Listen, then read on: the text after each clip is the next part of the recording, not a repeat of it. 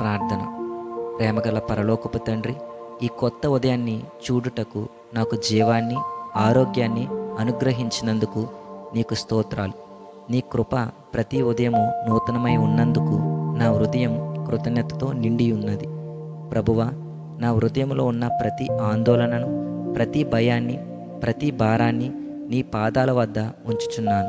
నాకు అర్థం కాని పరిస్థితుల్లో కూడా నీ చిత్తమే ఉత్తమమని విశ్వసించే విశ్వాసాన్ని ప్రసాదించుము. ఈరోజు నా హృదయాన్ని నీ సమాధానముతో నింపుము.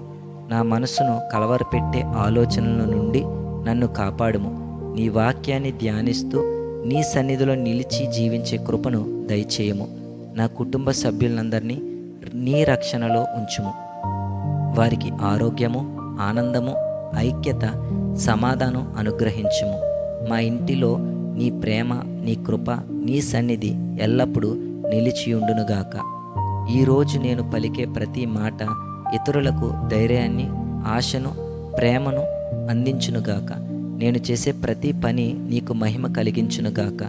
నన్ను వినయముతో, నిజాయితీతో, ప్రేమతో జీవించే నీ సేవకునిగా మలుచుము.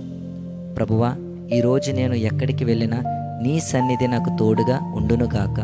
నీ పరిశుద్ధాత్మ నన్ను నడిపించి నీ చిత్తానుసారంగా జీవించే శక్తిని ప్రసాదించుము.